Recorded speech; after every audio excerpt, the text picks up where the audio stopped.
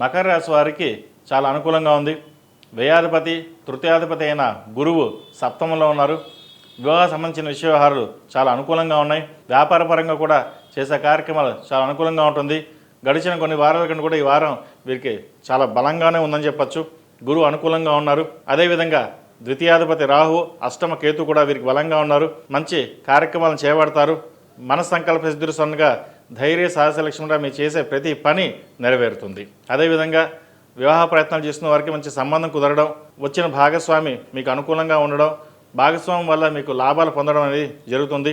స్థిరాస్తులకు సంబంధించిన వ్యవహారాలు సానుకూలపడతాయి.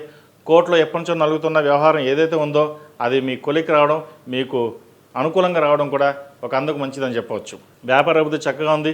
విదేశీ వ్యవహారాలు చక్కగా ఉన్నాయి. ఉద్యోగ ప్రయత్నాలు చేసే వారికి మంచి అవకాశాలని చెప్పవచ్చు. సాఫ్ట్వేర్ రంగం వారికి, కళారంగాల వారికి, బ్యూటీషియన్స్కి, టెక్నీషియన్స్కి, చిరు వ్యాపారస్తులకు, హోటల్ మేనేజ్మెంట్ వ్యాపారస్తులకు అనుకూలంగా ఉంటుంది. అదేవిధంగా ఆరోగ్యరీత్యా కూడా చిన్న చిన్న ఇబ్బందులు ఏవైతే పడుతున్నారో అవి సమస్య పోవడం, ఆరోగ్యరీత్యా కాస్త అనుకూలంగా ఉండడం కూడా ఒక అందుకు మంచిదని చెప్పవచ్చు. సంతాన ప్రయత్నాలు చేసేవారికి సంతానం అనుకూలంగా ఉంటుంది.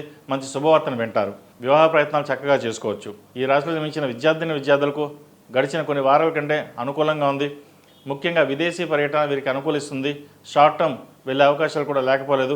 పై చదువుల కోసం మీరు చేసే ప్రయత్నాలు ఏవైతే ఉన్నాయో అవి ఈ వారం ఫలించే దశగా గోచారం నడుస్తోంది. అదేవిధంగా ఈ రాశిలో జన్మించిన స్త్రీలకు వృత్తి ఉద్యోగాల పరంగా, వ్యాపార పరంగా అనుకూలంగా ఉంటుంది. వచ్చిన వ్యాపారాన్ని ఇంకా పెంచాలి అనే భావన ఉంటుంది. బంధువర్గంతో విభేదాలు వచ్చే అవకాశం ఉంది. వాటి విషయంలో జాగ్రత్త వహించాలి. అది వ్యాపారంలో మీరు బాగా రాణిస్తున్నారనో లేదా బాగా సంపాదిస్తున్నారనో ఈర్ష్యాద్వేషాలు ఎక్కువగా ఉంటాయి. అవన్నీ పక్కన పెట్టి మన పని మనం చేసుకోవాలి. పక్కవాడు ఎలా ఉన్నా సరే, ఎలా మాట్లాడినా సరే ఏది పట్టించుకోదు.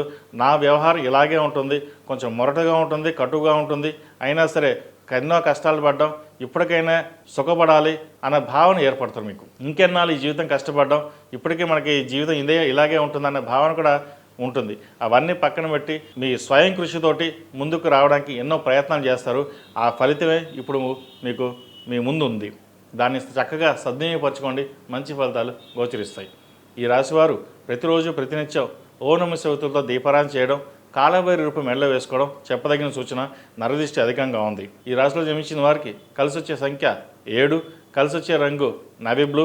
ఏదైనా పని మీద బయటకు వెళ్ళేటప్పుడు సోమవారం కానీ శుక్రవారం కానీ వెళ్ళండి, మంచి ఫలితాలు ఉంటాయి. అదేవిధంగా ఈ రాశివారు సాధ్యమైనంత వరకు డార్క్ షర్ట్స్ అంటే నావీ బ్లూ కానీ చెక్స్ కానీ వేయండి, మంచి ఫలితాలు ఉంటాయి.